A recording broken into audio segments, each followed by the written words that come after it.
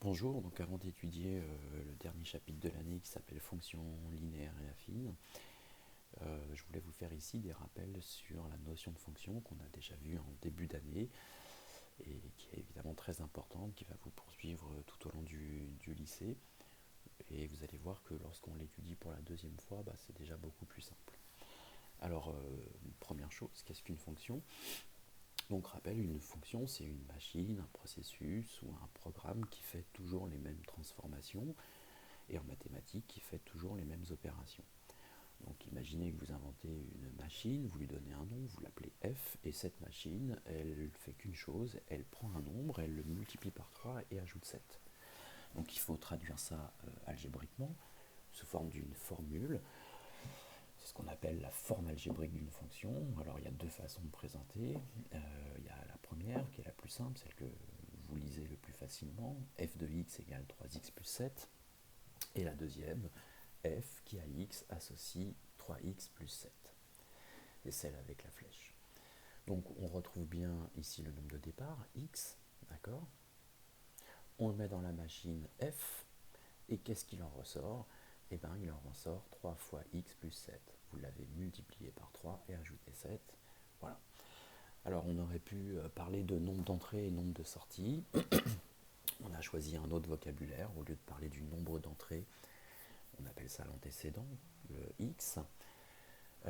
Et au lieu d'appeler ça le nombre de sorties de la machine, on appelle ça l'image de x. Voilà. Donc nous, on va revoir les deux consignes, les deux types d'exercices que l'on sait faire sur une fonction. C'est simple, soit on me donne le nombre d'entrées et on me demande le nombre de sorties, soit on me donne le nombre de sorties et je dois retrouver le nombre qui est entré dans la machine.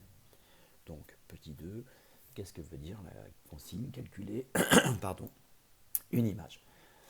Donc, calculer l'image de 2 par la fonction f, ça veut tout simplement dire, on a notre fonction ici, f de x égale 3x plus 7, ça veut dire qu'on va remplacer x par le nombre 2 et calculer le nombre de sorties.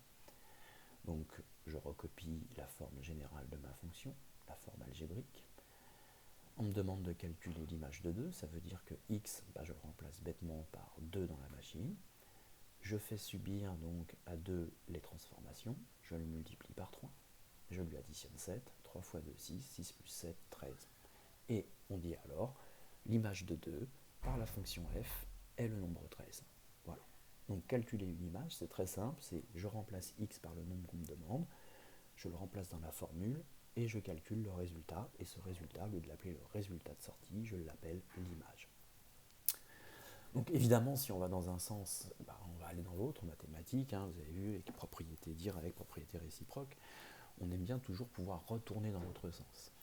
Donc retourner dans l'autre sens, ça va être la consigne rechercher un antécédent. Donc par exemple, si on vous pose la question rechercher l'antécédent de 4 par la fonction f, ça veut dire que vous savez que le résultat c'est 4 et vous allez devoir chercher le nombre qui est entré. Donc systématiquement, vous remarquerez, on ne vous dit pas calculer un antécédent, en tout cas si on vous dit calculer un antécédent, c'est pas terrible, on vous dit souvent rechercher, trouver un antécédent. Et pour cause, parce que ça ne va pas être du calcul, mais ça va être réellement une recherche, la recherche d'un nombre qu'on ne connaît pas. Donc, si on vous demande de rechercher l'antécédent de 4 par la fonction f, ça veut dire que le résultat de sortie, ce coup-ci, il doit être 4. Donc le 4, je le mets en bout de chaîne. Et le but, ça va être de retrouver quel nombre j'ai mis dans la machine pour obtenir 4. Donc on voit bien qu'on tombe sur une opération à trous. Et une opération à trous, depuis la quatrième, on n'appelle plus ça une opération à trous, on appelle ça une équation. Et une équation, ça ne se calcule pas, ça se résout. Donc j'écris donc mon équation, 3 fois quelque chose plus 7 égale 4, d'accord, le fameux 4 qu'on me demande, l'antécédent de 4. Ici, je vous ai mis la résolution de l'équation, vous avez intérêt à les réviser, je vous ai rappelé que ce sont vraiment des chapitres extrêmement importants pour tout ce que vous allez faire au lycée. Je résous l'équation, je trouve x égale moins 1, donc je sais que le nombre qu'il faut mettre dans la machine pour trouver 4, c'est le nombre moins 1, et je dis alors qu'un antécédent de 4 par la fonction f est moins 1. Voilà. Donc deux types d'exercices quand on vous donne la forme algébrique d'une fonction, soit on vous demande de calculer une image, soit on vous demande de rechercher un antécédent. calculer une image, c'est je remplace, je calcule. Rechercher un antécédent, c'est je laisse mon x, je le cherche, je mets le résultat final en bout de ma fonction, je connais le résultat de sortie, et je tombe sur une équation à résoudre. Dernière chose donc il faut se souvenir, c'est ce qu'on appelle le tableau de valeur d'une fonction. Le tableau de valeur d'une fonction, c'est quoi? C'est présenter les choses de façon un peu systématique. On va faire un tableau à deux lignes. Dans la première ligne, on met le nombre de départ. Dans la deuxième ligne, on met toujours le nombre de sorties. Le nombre de départ, ça peut être l'antécédent. Le nombre de sorties s'appelle l'image. Et quand on fera des graphiques à partir de ces tableaux, je vous ai déjà mis en rappel que le nombre de départ, le x, on le met sur l'axe des abscisses, l'axe horizontal, et quand on fera des graphiques, l'image, le nombre de sorties, on la met sur les ordonnées.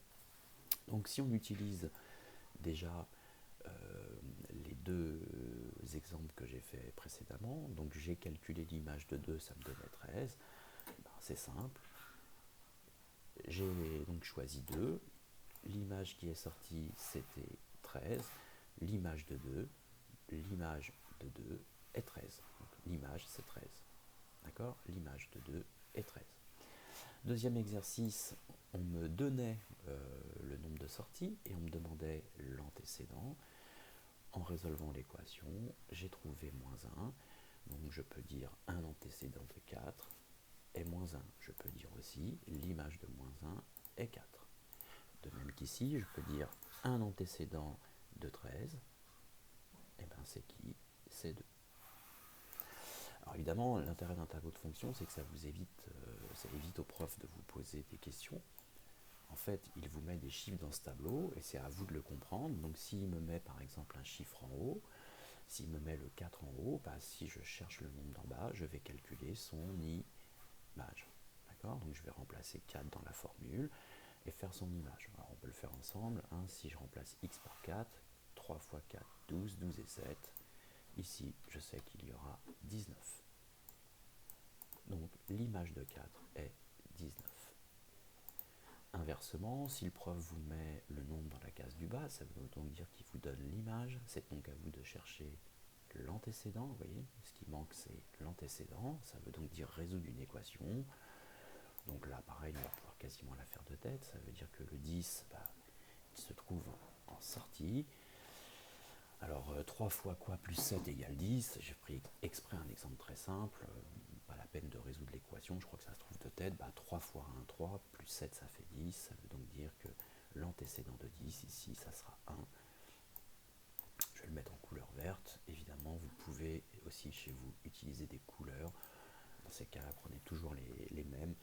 Vous mettez en vert les antécédents, vous mettez en rouge les ordonnées, et vous verrez que très rapidement, vous ne mélangerez plus les deux. Voilà, donc un rapide rappel sur ce qu'est une fonction. Je vous conseille en effet de relire vos exercices, de relire votre cours sur les fonctions. Et vous allez voir que nous, dans ce cours-là, on va travailler qu'un type de fonction, les fonctions linéaires et affines. Et ce sont, pour ne pas le dire, les fonctions les plus simples, puisqu'elles ne sont faites que de 2 opérations. Donc en fait, on va faire des calculs encore plus simples que l'on faisait avec les fonctions. Donc c'est plutôt sympa. Et je vous le répète bien, c'est un cours très très très important. Voilà. Bon courage, révisez bien et faites bien les exercices que je vous demande ce soir.